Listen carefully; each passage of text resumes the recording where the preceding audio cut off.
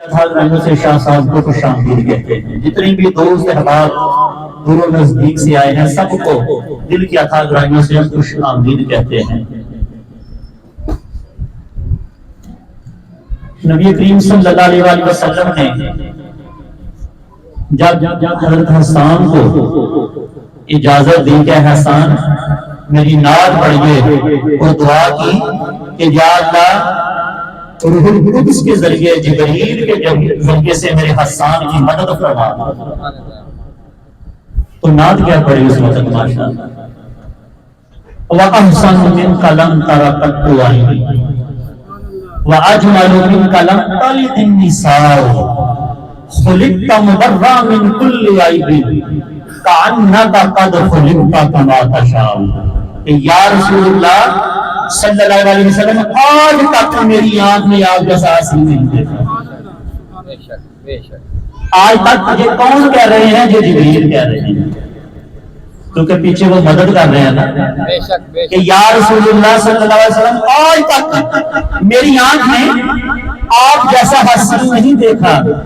میری آنکھ دیکھتی ہی کیسے؟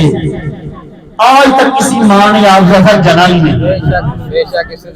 اور یا رسول اللہ صلی اللہ علیہ وسلم آپ کو اللہ تعالیٰ نے ہر عیب سے پاک پیدا فرمایا اور آپ کو ایسے پیدا فرمایا جیسے آپ کی مرضی تھی، جیسے آپ کی مرضی تھی۔ یہ عقیدہ تھا اور سیدنا حسان رضی اللہ تعالیٰ عنہ کا، اور میرے حضور بیٹھے ہوئے اور حسان تعریف کر رہے ہیں۔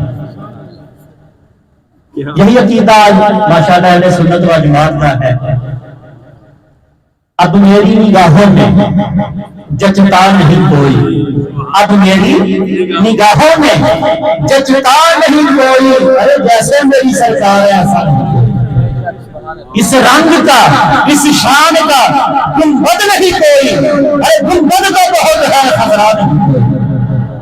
سرکار کی رحمت نے مگر خوب نوازا، یہ سچ ہے کہ خالد سا نکما نہیں کوئی، یہ سچ ہے کہ خالد سا نکما نہیں کوئی۔ بار واہ رسالے امام صلی اللہ علیہ وسلم نے ہدیہ نعت کے لیے الحاج محترم حاجی سرفراز مستانہ صاحب تشریف لاتے ہیں اور اپنی حاضری بتاتے ہیں۔ وقت مختصر ہے،